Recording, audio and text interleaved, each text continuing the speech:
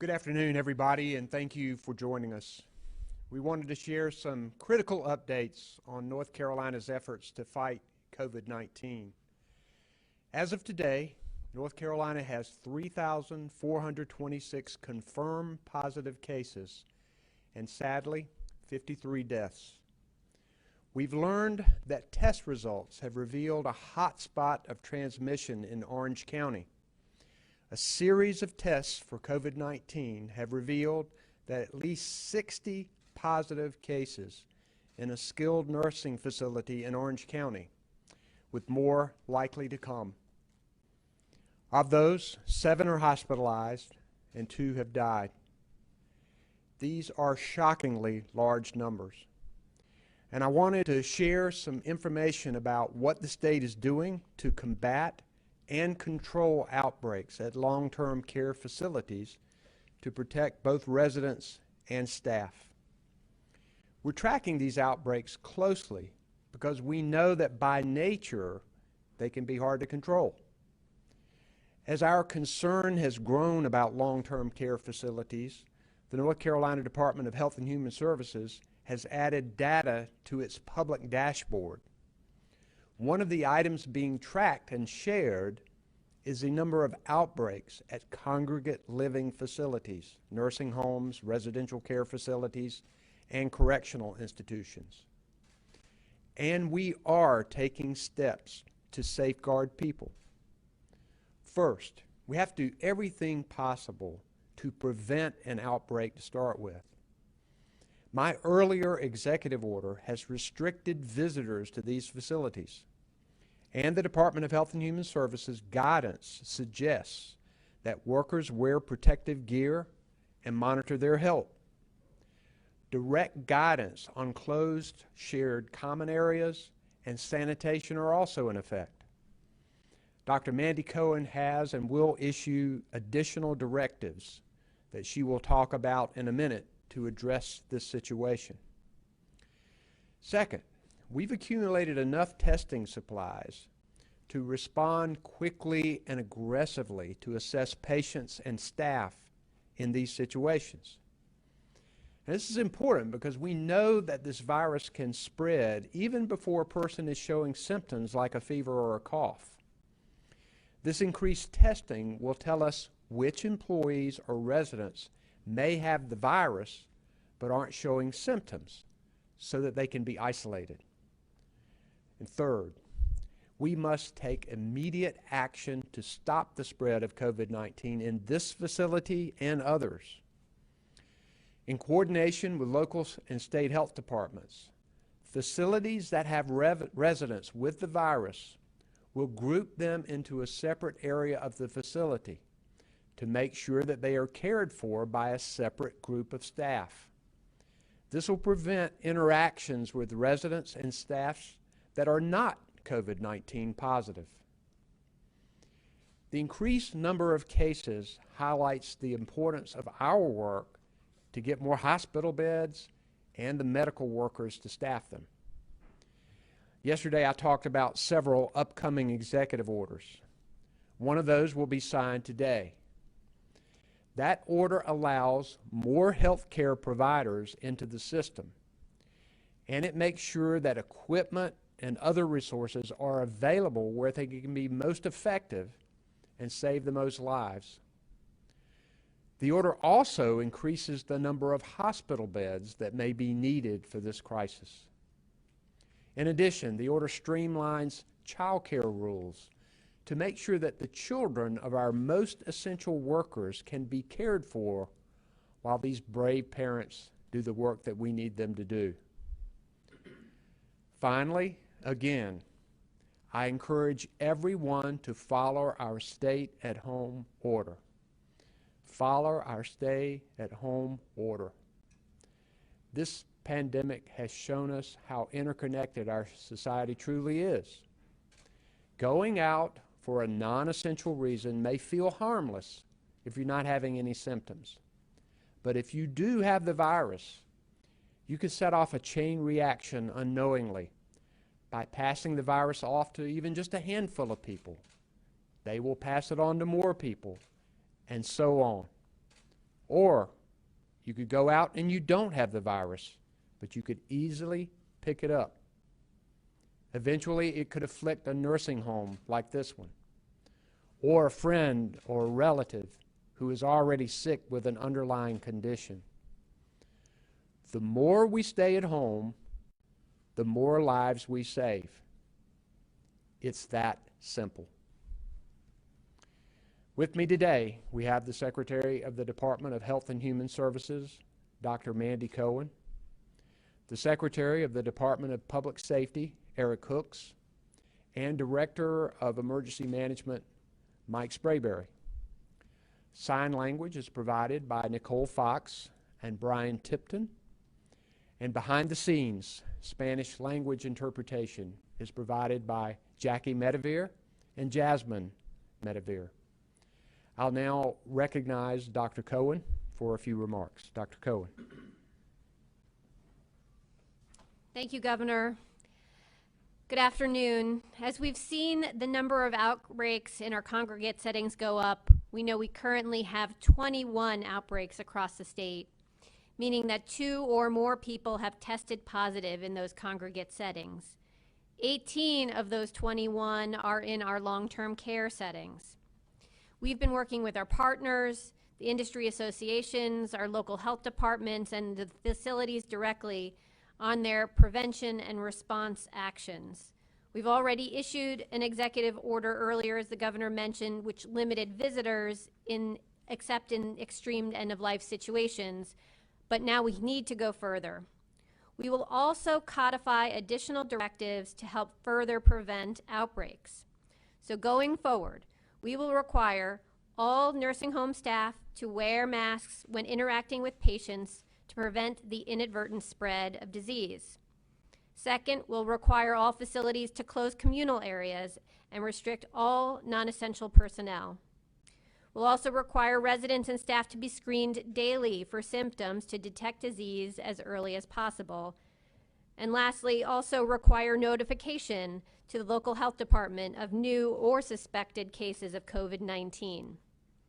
In addition to prevention, if an outbreak happens, quick and aggressive action must also follow.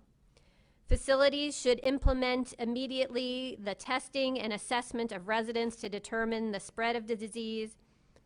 And residents with COVID-19 should be grouped, as the governor mentioned, in a separate area of the facility to make sure they're cared for by a separate group of staff, so there's no interaction with residents or staff that are not COVID positive. This is really hard work.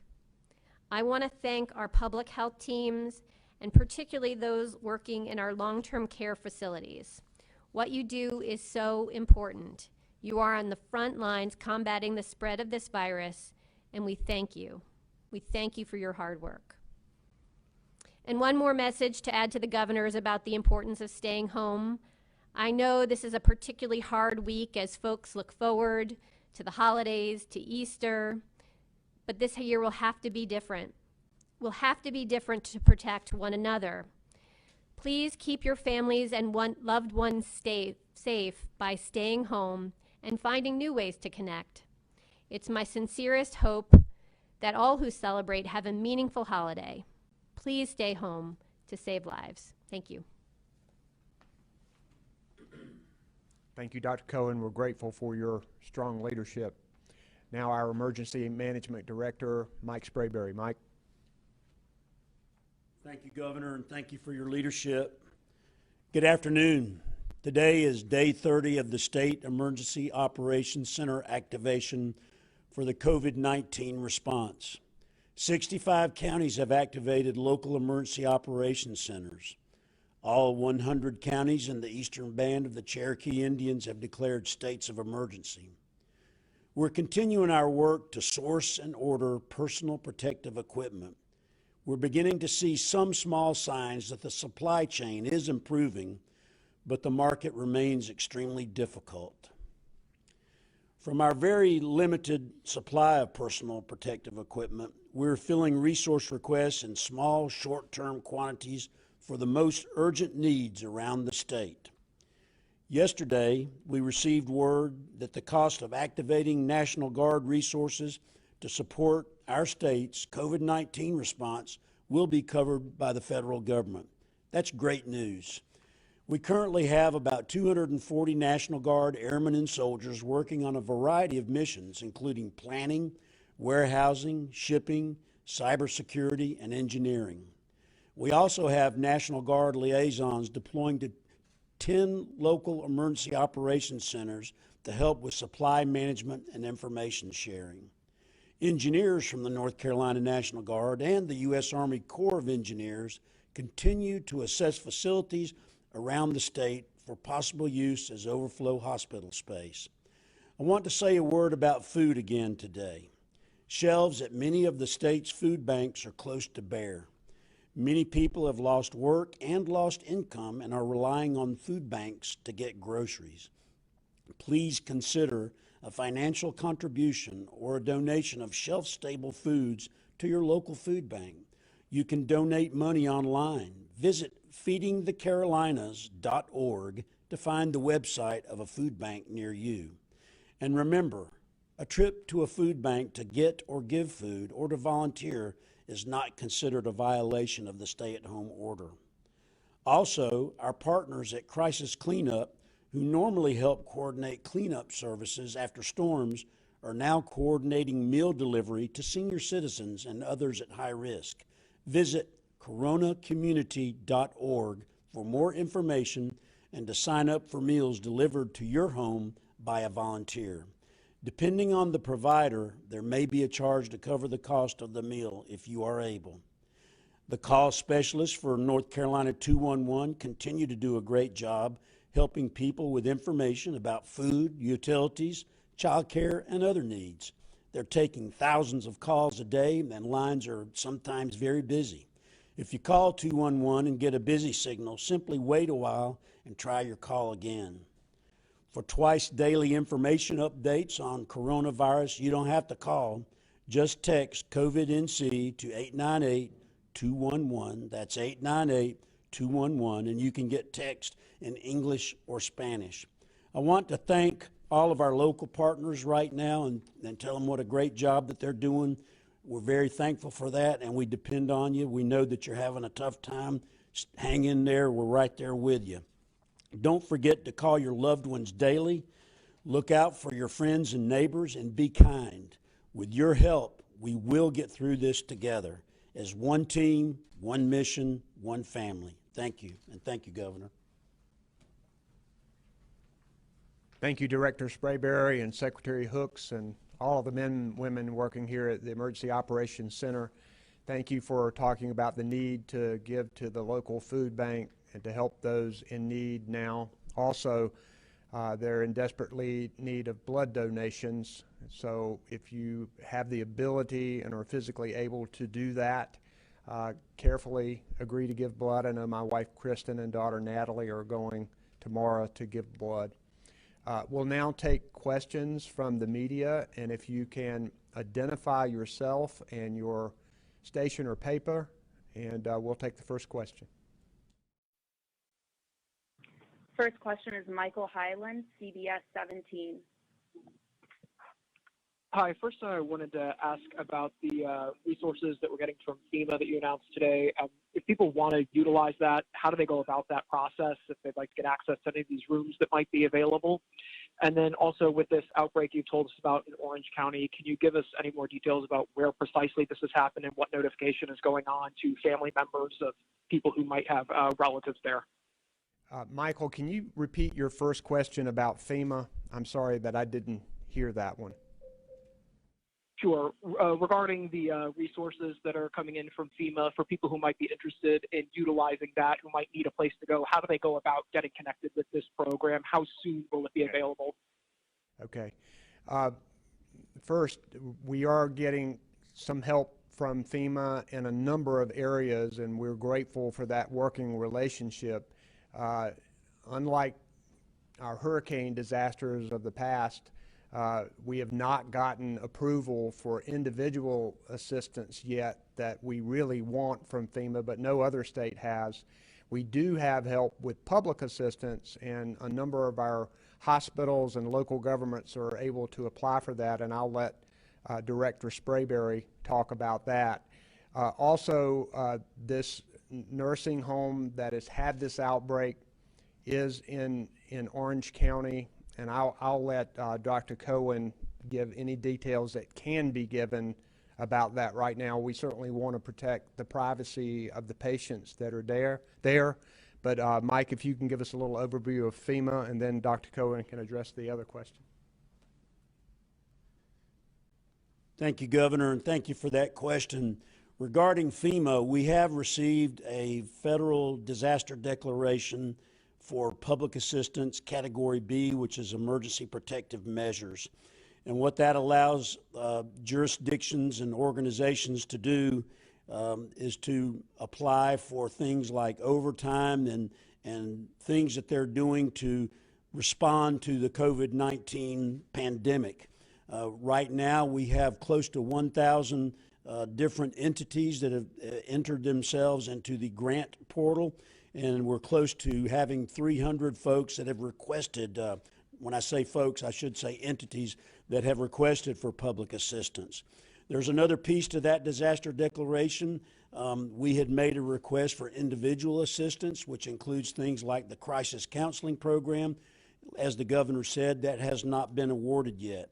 Another piece that FEMA has done for us that we're very grateful for is they've awarded us emergency non-congregate sheltering, which allows us to shelter folks in places where they can be separate and apart.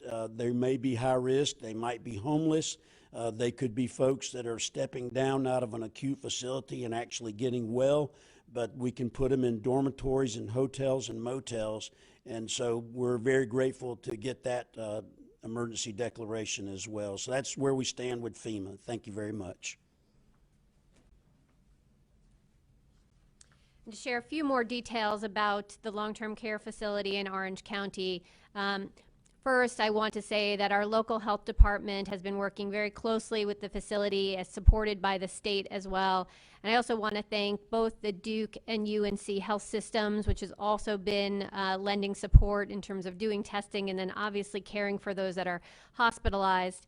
As far as notifications for the family, that is being handled by the individual nursing home themselves. Obviously, we do want to protect patient privacy as we move forward. That's why we're able to share with you the county, but not any additional details about patients at this time. Thank you.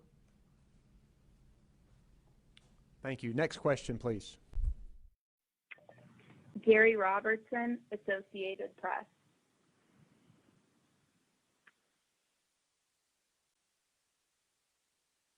Defendants in a lawsuit that was filed today by the NAACP, ACLU, and some prisoners asking for the immediate release of people who are at high risk in the state prison system who are at high risk for COVID-19. While I know that Attorney General Stein's office will defend the lawsuit, wanted to know if you or Secretary Hooks had any comment on it, or just in general whether you believe you're protecting the state's prison population at this time. Thank you, Gary. People who are in our correctional institutes are one of the congregate living groups that we are concerned about, just like people in long-term care and skilled nursing homes. People who are in a confined facility, we have deep concern about spread of the virus. We have concern about the people who are there. We have concern about staff, and we want to do what we can to protect them. Isolating people who have COVID-19, restricting people that can come in, making sure there's significant hygiene, making sure that correction staff can wear protective equipment, making sure that we pay our correctional staff bonus pay. All of those things are important in protecting the population, and I know that Secretary Hooks has been working hard on this issue to make sure that our prison population and staff are protected, and I'll let him address some of the things that he's doing. Thank you, Governor. Thank you for the question, Gary. As the governor outlined, there have been a number of steps that have been undertaken throughout this entire pandemic, and as we have aggressively responded in North Carolina. All of the quarantine and isolation protocols are firmly in place. Our healthcare individuals and leaders in prisons also regularly consult with Dr. Cohen's staff about best practices, and will continue to move forward in that manner. Right now, we have 14 individuals who have tested positive for COVID-19. And to put that in context, that's in a prison population of about 35,000. And so we're undertaking all the appropriate protocols and mitigation efforts that are necessary for this. I won't comment on any of the lawsuit filings or anything with that, but we are taking this very seriously. Our staff is at the forefront of our mind, as well as our individuals that are incarcerated within those facilities. Next question, please.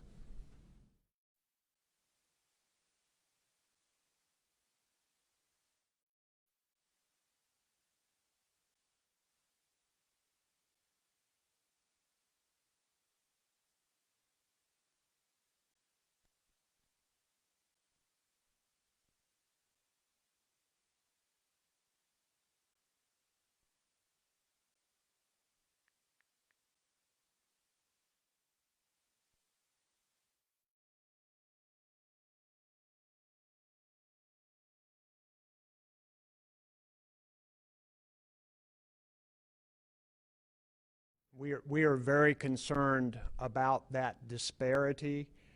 Some of it results from lack of health care coverage and lack of available preventive care. Sometimes it results from socioeconomic poverty, and it shows that we need to redouble our efforts across the board to make sure that every North Carolinian has access to quality health care. And when you have a crisis like this, it puts a spotlight on the fact that a lot of people do not have access to quality health care. A lot of people do not have access to a safe, clean place to live, and it causes significant problems across the board, but particular people who are impacted. And I'll also let Dr. Cohen talk about that, if she would. Dr. Cohen. Thank you, Governor. I think Dr. Fauci yesterday in his press conference addressed this well, which is when we're in a crisis, it does shine a light on the fact that we have ongoing health equity issues all across our country and in North Carolina. I know the governor and I have been working for more than 3 years now to address some of those health inequities, but when you're in a crisis, they play out. Some of the ways we know that our African American community has higher rates of diabetes and heart disease disproportionately, so it's going to have COVID-19 impact them more substantially. I think it's also significant to note about who are our essential workers, and they are more likely to be from our communities of color. There are nurses, there are folks at grocery stores, there are long-term care workers, and they have more exposure risks as we move through this. And I think it just, again, shines a light on long-standing disparities in our health system that we've been trying to address, whether that's through good access to care or the ongoing structural racism issues that we have that contribute to ongoing lower health rates in some of our communities of color. I think it's a problem we'll continue to address, and is definitely on the forefront of how we're thinking about things. It's why we want to be sure to be tracking this data as we go forward into the future, so that we can continue to keep it as a centerpiece of how we think about the current efforts for COVID-19, but the work going forward for the future. Next question, please. Alma McCarty, WFMY. Hi there, this is Alma McCarty with WSMY News 2 out of Greensboro. My question is about whether you, at this point, plan to extend the stay-at-home order. We know that we have the stay-at-home order in place through April, and it is so critical that people abide by that order and only go out for work and other essential reasons. The data that we have looked at from the analysts show that this is working, and that if people do stay at home, we're going to be successful in slowing the spread of the virus. As I mentioned yesterday, we don't know the answer yet of whether the stay-at-home order will be extended into May, and if it is, what it will look like. We're going to consult public health experts. We're going to look carefully at the data. We're going to look at experiences in other states and other countries. We're going to look at the modeling that our team of experts has put together. We're going to talk to business leaders. We know that we have to cushion the economic blow of this crisis, but we also know we have to keep saving lives and public health at the forefront, which is not only important for humanitarian reasons, but it's important for the long-term health of our economy as well. So we'll look at all of those factors in the coming weeks, and we'll be making a decision about what kind of interventions that we're going to have during the month of May and beyond. Thank you for that question. Next question. Andrea Blanford, WTVB. Hi, this is Andrea Blanford with ABC 11 for Governor Cooper or Secretary Cohen. Curious to know more about this outbreak at the Orange County skilled nursing facility. When did the first patient start showing symptoms, and when were they tested? And then what changed procedurally inside that facility in regards to that patient and then others once they started showing symptoms? How did staff respond in this case? Thanks. We're really concerned when an outbreak begins at a congregate living facility because everybody is so close together, and the steps that many of these facilities across our state has helped to prevent a number of outbreaks and has helped to slow the outbreaks that have occurred. But I'll let Dr. Cohen talk specifically about this nursing facility. Yes, thank you. So as you know, an outbreak is any time you have 2 or more cases. So the first time we were aware of 2 cases, I believe, was about 7 or 8 days ago at this point. At that time, they're working with their local health departments on some of these activities that we've talked about today, making sure that staff is wearing masks, cohorting patients, and doing testing.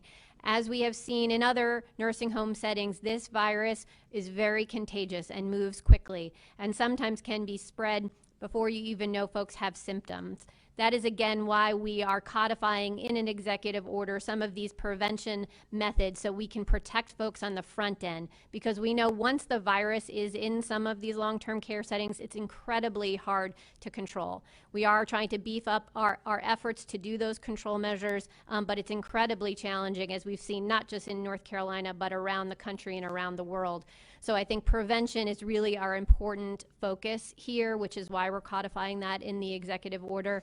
And we're going to continue to work with our facilities and our local health departments to support them. And I just want to reiterate again how thankful I am to the workers at these long-term care facilities for doing the hard work that they're doing. It is very, very hard to do infection control in these kinds of settings, and I'm appreciative of all of that they're doing. Thank you. Next question, please. Allison Smith, Fox 8. Hi, Governor Cooper. I know we have seen some retailers already enforcing their own restrictions on limiting shoppers. I'm just wondering, are you all considering a new state order that would limit shoppers inside stores, encourage more social distancing at these essential stores that do remain open right now? We know that people have to go out and to get groceries and other essential items, and we want people to be as safe as possible when they go. A lot of employers have been very responsible in limiting the number of people in their stores at one time. In fact, limiting it to one entrance, and when the store gets to the occupation limit that the store has set, that you can't let another person in until a person has gone out. And they do have a place for people to stand in line with markings 6 feet apart, so people will not only be socially distant inside the store, but also waiting in line. We commend that, but we think it needs to be across the board in our retail stores across our state. We're encouraging retailers to do that, and we will be issuing an executive order that makes this more uniform across the state, sending the message that in order to protect both the customers there and the employees who are working so hard at these stores, trying to make sure that essential items are available for people, we want both of those groups protected. So it will likely be tomorrow that we would release that executive order for retailers across the state. Thanks. Next question, please. Dawn Vaughn, News and Observer.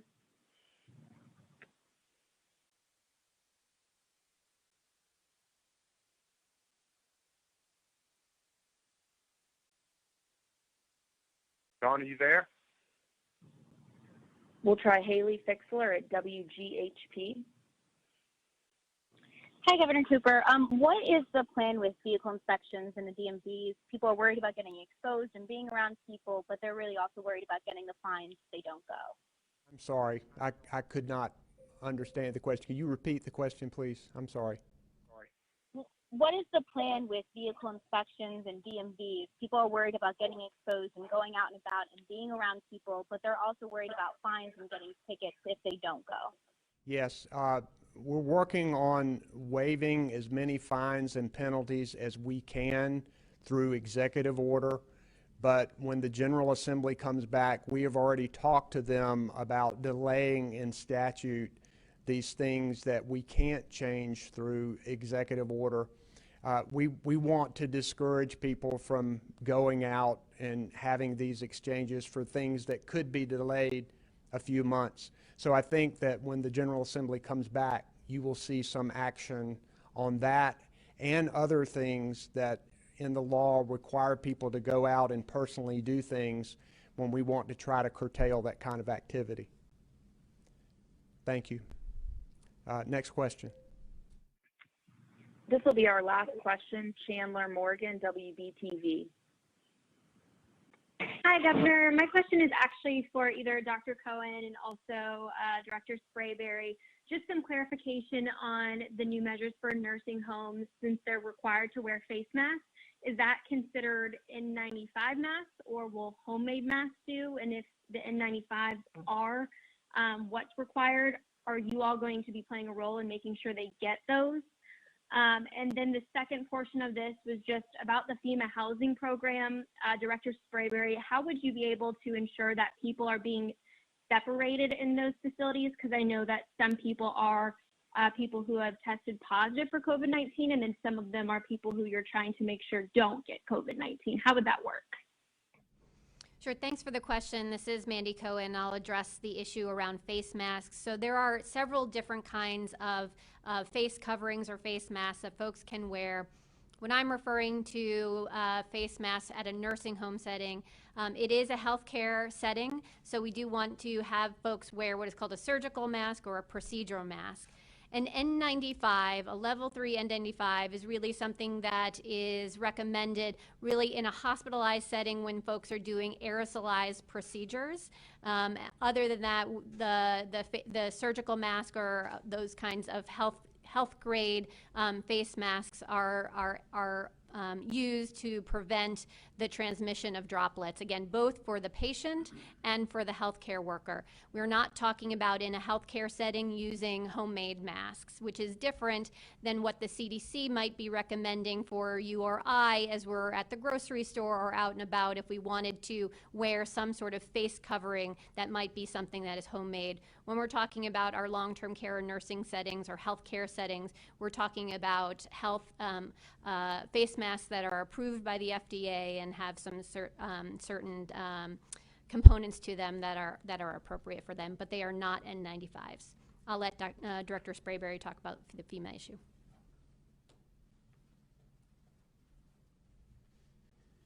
Thank you for that question. And so you're talking about the Emergency Non-Congregate Care Program. And the way that we anticipate that's going to be implemented is that North Carolina Emergency Management, working very closely with the Department of Health and Human Services, would also assist our local partners at the local health departments and their local emergency managers to operate this program. And we would assist them as they put people in hotels and dormitories, and it would be how they would keep them apart. And I think that folks that would be going into these places would have a vested interest in keeping separate. And so they at the local level would be managing that, and we would be providing assistance. Thank you. We thank you for being with us today, and we also want to close by thanking all of the people, as Dr. Cohen and Mike have said, thanking all of the people who work at our long-term care facilities and our nursing homes. I've always thought that even under the best of circumstances that they were doing the Lord's work, and it is so much harder now as we face this pandemic. We're grateful for their good work, and I know that this team, we're going to do all that we can to try to protect you and your patients. And thank you for being with us, and we'll probably talk to you tomorrow. Thank you.